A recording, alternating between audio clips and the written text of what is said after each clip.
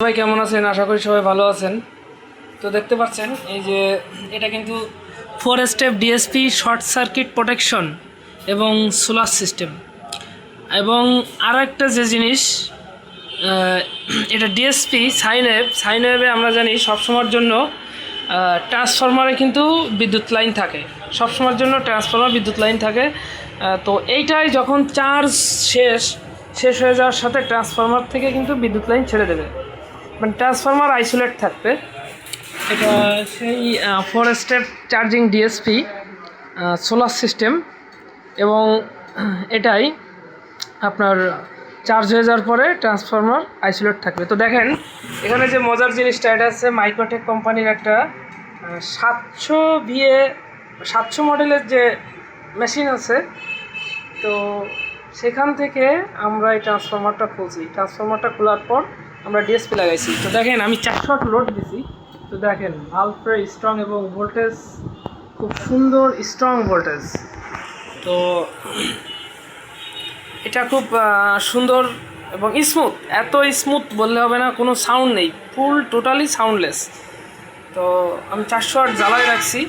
এখানে আমার ডিসি মিটারটায় দেখেন 36 অ্যাম্পিয়ার কারেন্ট খাচ্ছে, দেখতে পাচ্ছেন।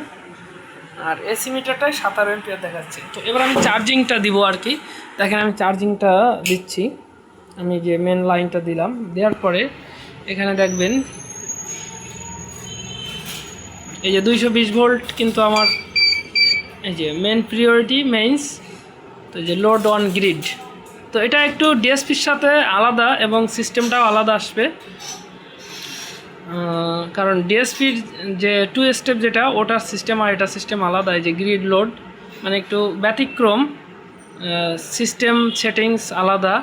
আর এটা সিস্টেমস ডাইরেক্ট থেকে ঢোকা যায়। এই দেখেন এখানে বড় একটা প্যানেল লাগাইছি, এখানে কিন্তু কিবোর্ড আছে।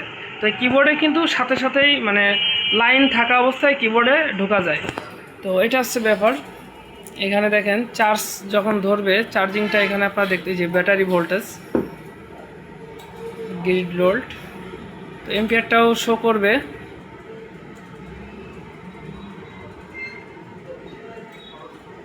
এখানে সোলারের লাইনটা দিলেই সোলার কিলোমিটার দিয়ে দেখেন গ্রিড 20.7